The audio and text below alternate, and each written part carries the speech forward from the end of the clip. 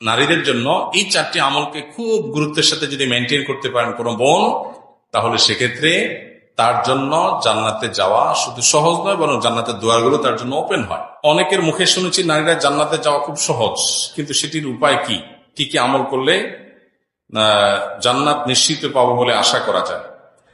দেখুন, আল্লাহ রাব্বুল আলামিনের কাছে জান্নাতের আশা করতে পারেন বেশ কিছু আমলের মাধ্যমে। কমন কথা এক্ষেত্রে কোরআন এবং সুন্নাহর অনুসরণ, আল্লাহ এবং তার রাসূল যা যা করতে বলেছেন এগুলো করলে জান্নাতের আশা করতে পারে। কিন্তু মেয়েদের জন্য, নারীদের জন্য, মহিলাদের জন্য জান্নাতে যাওয়ার পথটা তুলনামূলক পুরুষদের চেয়ে সহজ। কেন সহজ? পুরুষ হালাল হারাম উপার্জন করতে গিয়ে হালাল হারাম মেনটেন করা লাগে, নারীর সেই দায়িত্বটা নাই। এরকম আরো বহু ইস্যু আছে যেগুলো পুরুষের উপরে বর্তায়, মেয়ের উপরে বর্তায় না। তাহলে তাদের জান্নাতে যাওয়ার পথটা সহজ। তারপর নবী সাল্লাল্লাহু আলাইহি ওয়াসাল্লাম 4টি আমলের কথা বলেছেন নারীদের জন্য। এই 4টি আমলকে খুব গুরুত্বের সাথে যদি মেনটেন করতে পারেন কোনো বোন, তাহলে সেক্ষেত্রে তার জন্য জান্নাতে যাওয়া শুধু সহজ নয়, বরং জান্নাতের দুয়ারগুলো তার জন্য ওপেন হয়।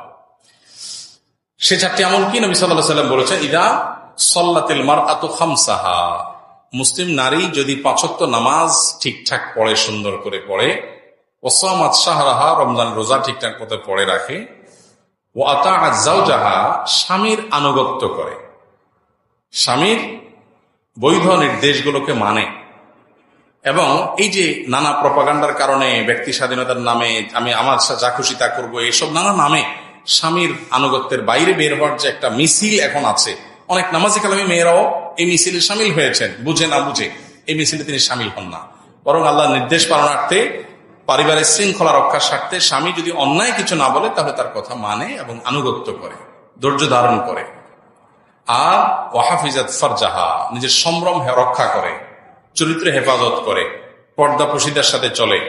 এই 4টা কাজ যদি করে, তাহলে এই নারীর জন্য জান্নাতের 8টি দুয়ারের যে কোনোটিতে প্রবেশ করার সুযোগ ওপেন হয়।